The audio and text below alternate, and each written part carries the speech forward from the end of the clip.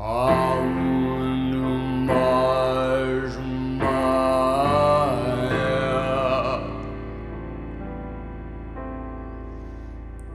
Abwoon D'bashmayo.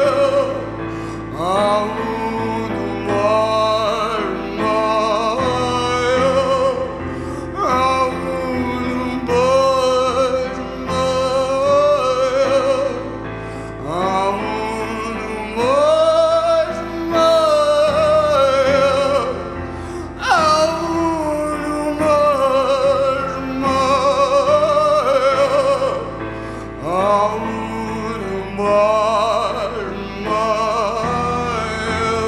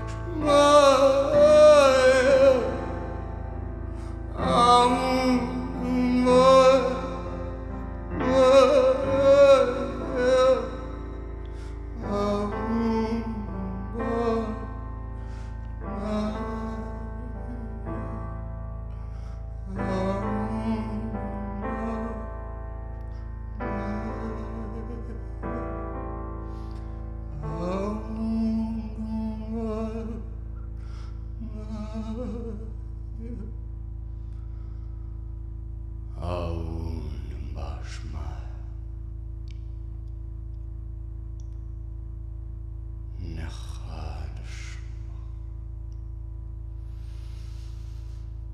Tete Malkuta Nechwe Tvianachekana D'bashmayo Abba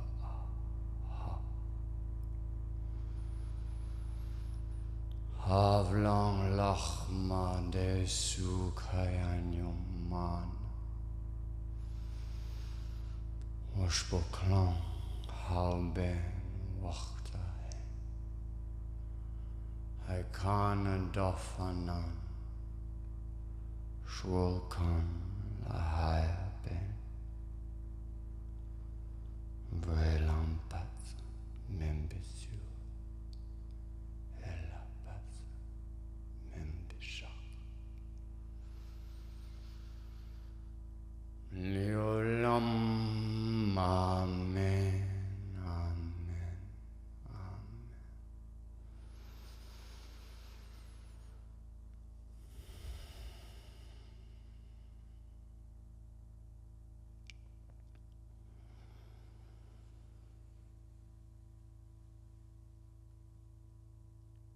That was the Lord's Prayer, sung in Aramaic. Well, it was the opening line sung in Aramaic. And the full prayer repeated at the end. I will be holding a workshop on this prayer and contemplations on the meanings of each line, taking inspiration from the work of Neil Douglas Close has been my guiding light. But there's many others who I bring forth, or I intend to, when the moment comes. If you're in Manchester, the northwest of England, I'd love it if you join me. If not, perhaps I'll continue to hold the workshop elsewhere. Earlier this afternoon, I sat in my circle in the trees, a clearing in the forest, and I spoke on how I ended up in this place and what this prayer has come to mean to me. So I will miraculously montage into that video now. Thank you for listening. Bye-bye.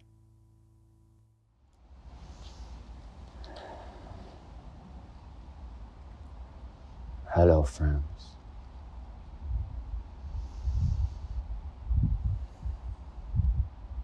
You will have just seen me sing an improvisation on Abwoon D'bashmayo, the Aramaic of our Father who art in heaven, if you follow the King James Bible translation.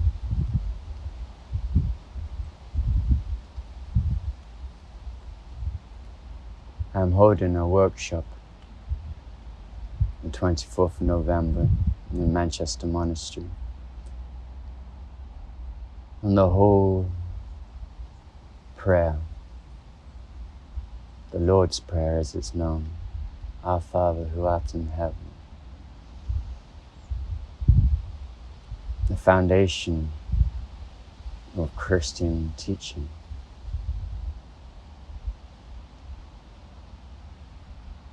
And I'll be discussing it and chanting it in Aramaic.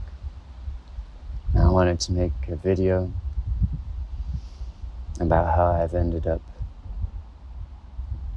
here, doing this. And those of you that know me personally, and particularly those of you that have grown up with me, perhaps would be surprised. But it's a practice I've been enacting, living with practicing for the past 4 years. And coming into a way of being that approaches life as prayer. All of life is prayer and ceremony. It's fundamentally transformed the way in which I relate to the world, which perhaps is the point of prayer. The work that reconnects. The work that reconnects. So I work with Neil Douglas Klotz's translations. And of course there's something that can be spoken of from, the earliest copies of this prayer being in Greek. But Aramaic was, so I'm led to believe, the lingua franca of the region that is now called Palestine, where, if we are to believe, there was once an itinerant teacher called Yeshua, where he would have walked, where he would have lived, and it would have been the language that he spoke to the simple folk, the fishermen, the workers of the land, the farmers, those that were told in the stories, or perhaps myths of his life, that he communed with. There would have been a form of Hebrew spoken in religious ceremony, for he was, of course, a Jew, a Palestinian Jew, which feels quite pertinent at this time, and is perhaps there in my desire to share this. So I'm talking in a very drifting way. Maybe I should ground myself in some specifics. So why I'm doing this workshop? In 2019, I began singing kirtan music with an old family friend, Peter Barrett, who has devoted the past 30 years of his life to the yogic path. I hope my soft voice is not distorted by the wind, but the way of the wind is indeed what I may be talking on. The group that we chanted kirtan with was a beautiful group of people, and a member of this group was a lady called Faye, a beautiful elder of the community. And I've made a video about this before that some of you may have seen, but there was a moment in Portugal on retreat where two beautiful souls, two beautiful friends, members of this community, drowned on a beach that we were all on. It was a tragic moment, heartbreaking, and for me mirrored back this near-death experience I spoke of in the Breath of Light video I made a few weeks ago, where I almost drowned and I was saved, and then I was on the beach looking out to sea, helpless as people tried to save two friends who didn't survive, who were claimed by the ocean. And in the aftermath of that moment, the community of grief, to grieve with these elders, it was a group predominantly of people over the age of 60. There's a few youngsters, but predominantly there was elder women, and to be held in that group of elder women and mourn and hold the grief really forged a close, intimate bond between us all. So that from that point forth, I've regarded Faye as a dear friend. And Faye is an interfaith minister, and she holds monthly services in a place called Gorton Monastery, the Manchester Monastery, which is a beautiful building that was once a Franciscan monastery, but fell into dereliction. I don't know the whole story of the why, but it was deconsecrated, left abandoned, falling in on itself. And then I believe about 10 years ago, maybe more, a group of people took on the building, received funding to do it up. And it's now held as a deconsecrated space, so an interfaith ministry works out of it for people of all faiths and none, that nonetheless feel oriented towards worship, shall we say. And Faye knew that I had begun chanting the Lord's Prayer in Aramaic, and she had been involved with this work in many guises over many years. She works with the Magdalene stream, which, without getting into a tangent, but I do see, as I've studied it, that Christianity from the earliest days had these two streams: the outer exoteric path, which was perhaps most representative of Peter and Paul, became a Catholic Church.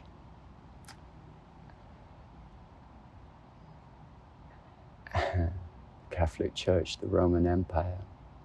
And then there was an inner path, which I have come to regard as the Magdalene stream,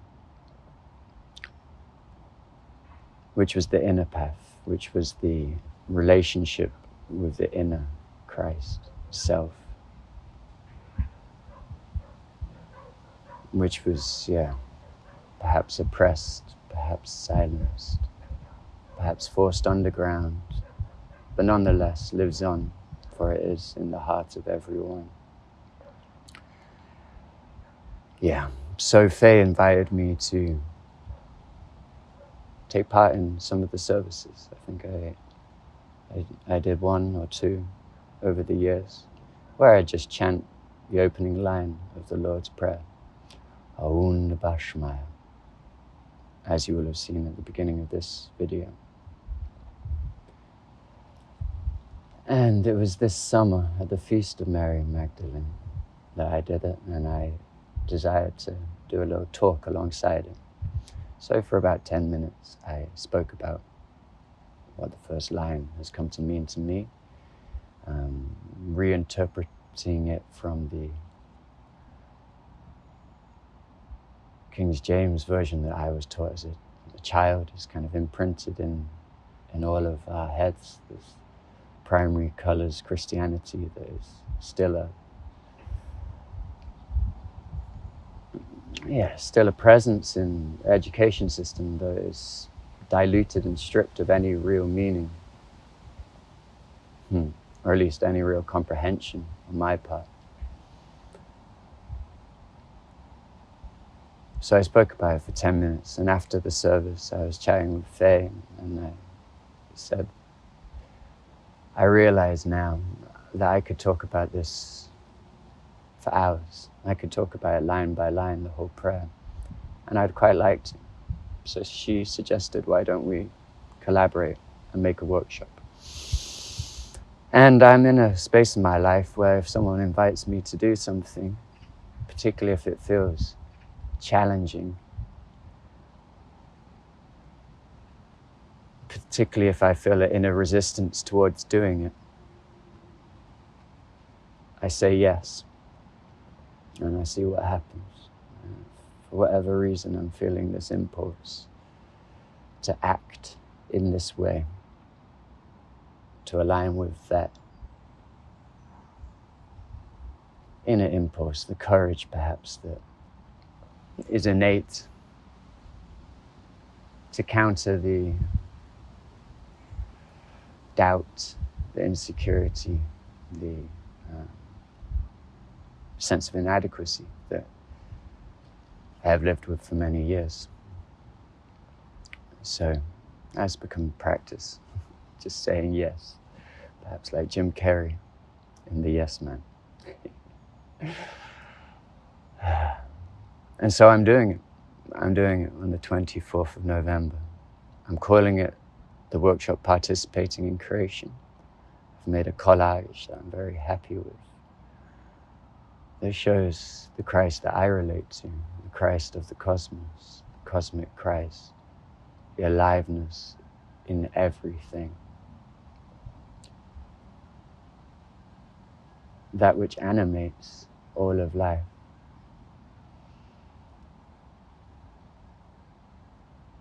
When I sat down to make this video, I thought about the story that I could tell, my crooked path of life, the years I spent as what one might call a black-pilled doomer,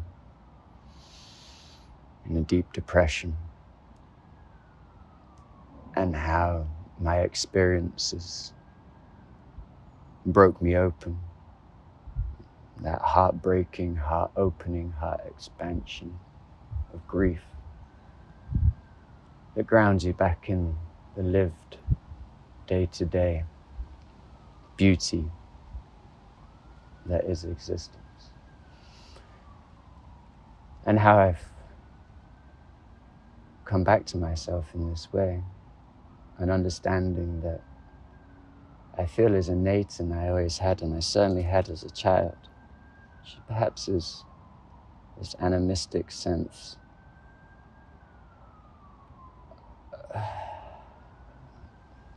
Yeah. I've heard it called pantheism, panentheism. There's all these different words. You know, I wouldn't use the word Christian to describe my beliefs. I struggle to comprehend the doctrines, the dogmas, and the salvationist theologies. And I've struggled to sit in the church service and feel any of the reverence that I feel when I'm sat here in this clearing in the woods that I've been coming to also for the past 4 years, 5 years. A circle in the woods, a clearing in the woods.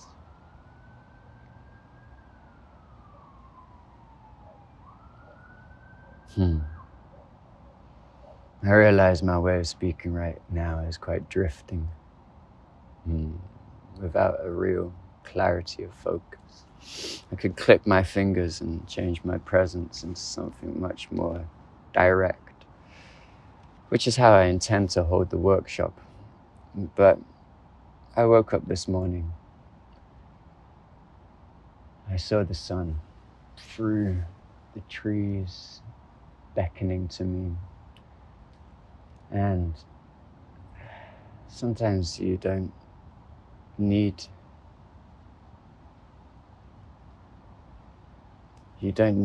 to speak in a performative way in which you are attempting to enchant another. You can speak to the humble truth. I have no authority in my beliefs other than that inner knowing, that discernment that speaks in the binary of yes or no. It guides me through this life, and that I trust more than any book. Indeed, I could say I've come to believe in God, but I'd rather say I've come to experience God as life itself, all of creation.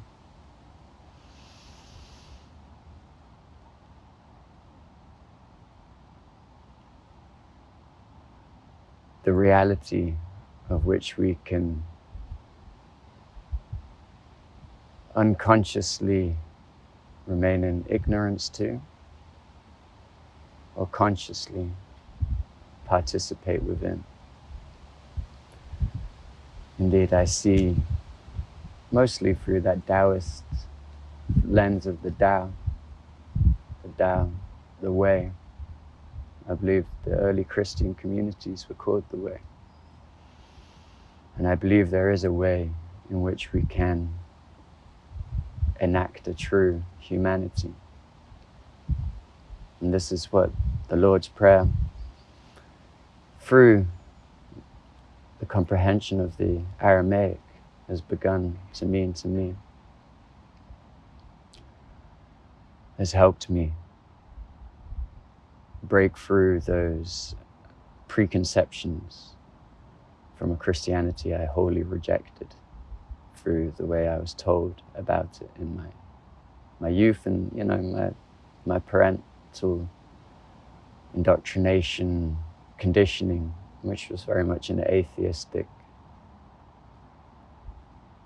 communitarian, a socialist respect of community and the other,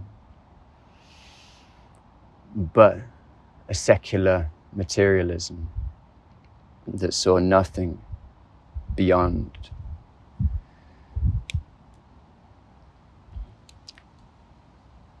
And I guess I pretended to believe it for many years, but the experiences that I've had have revealed its ineptitude to reflect the majesty and the mystery of existence.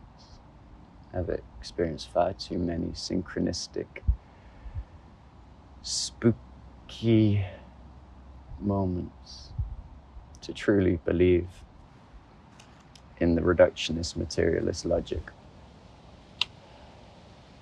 So, have I said what I need to say?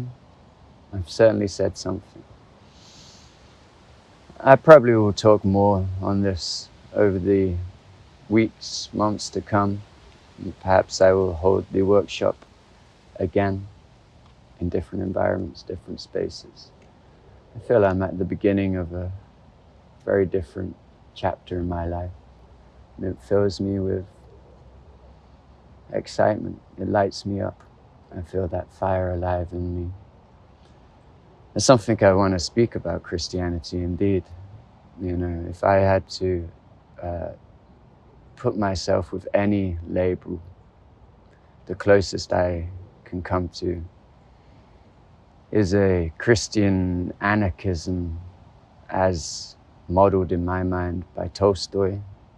The Gospels in Brief has been a fundamental cornerstone book for me. Perhaps the Quakers, I would happily sit in a James Turrell designed Quaker meeting house in silent contemplation of the indwelling light. Perhaps I will one day. So we'll talk about all these things. I know there's a seeming zeitgeist of people converting to Christianity very publicly at the moment, and that has been interesting to witness from two writers, storytellers that I admire deeply, Paul Kingsnorth and Martin Shaw, coming forth. People like Jamie Wheel in his Recapture the Rapture, which introduced me to the work of Teilhard de Chardin, who has also been a significant inspiration in the way that I've come to understand the evolutionary impulse that we are all a part of, whether we are conscious of it or not. And then recently, Russell Brand, who is a conflicting character.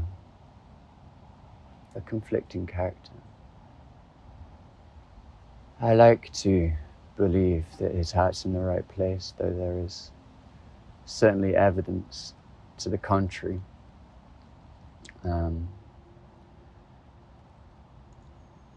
Mark Vernon also. I think he's a beautiful voice, and wise and caring and beautiful voice.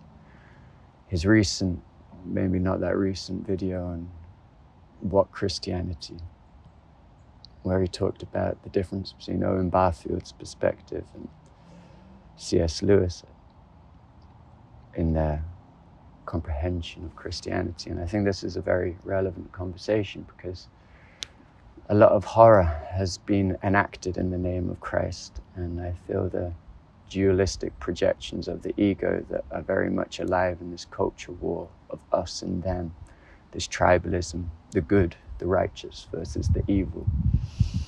No doubt there is much inversion of life, of beauty, the true, the good, the beautiful, the harmony. Indeed, we live in a world that is somewhat the inversion of those life aspirations. But I do not believe the way is this combative, fear-based confrontation with the totalitarian control system, though it is something to be mindful of. Yeah, I could say Jordan Peterson and his Jungian reflections has been interesting to hear. But again, another character who I feel mixed about. But all is good, all is God, all the power, all the love. I wish you all a beautiful, beautiful Sunday, for that is when I'm sharing this video. And may we all find our way to relate to the ground of being. Indeed, I reject wholeheartedly the exclusivity that religious people like to put on their chosen tribe, their chosen identity. I believe all religions hold truth, all spiritual practices. It's the air we breathe. For me, Christianity has had most relevance, or most sense, but I've been very influenced by the Kashmir Shaiva teachings, Shaivism, Igor Kufiev brings forth, Sufi, Ibn Arabi. I don't reject anyone, and I would love to conversate with everyone and anyone who feels like it. I believe there is a perennial, primordial truth that flourishes throughout time in different traditions with their culturally specific manifestations, ways to act and relate that is very much grounded in the earth you are in. So, could I say the Celtic Christianity that perhaps has roots deeper than the missionaries that came over? I like the stories of the Druids that awaited the birth, the Magi, those white-robed Magi's.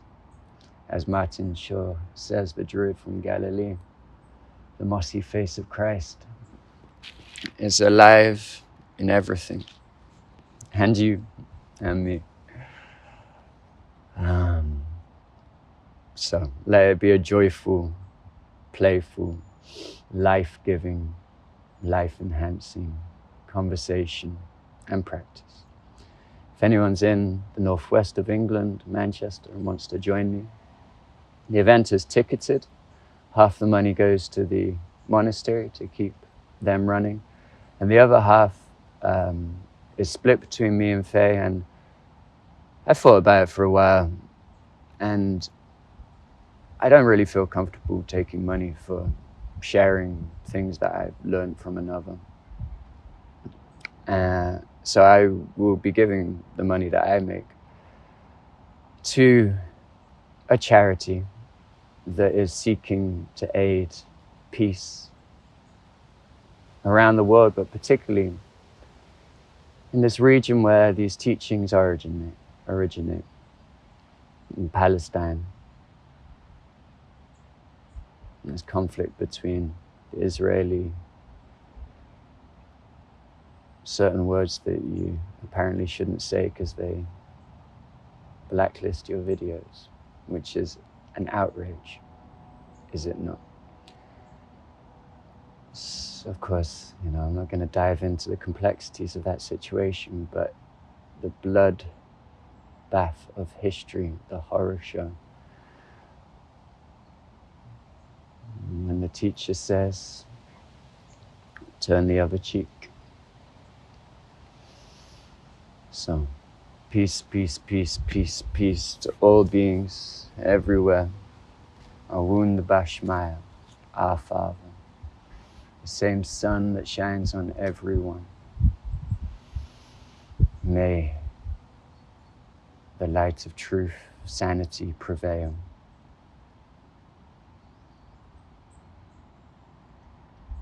Amen.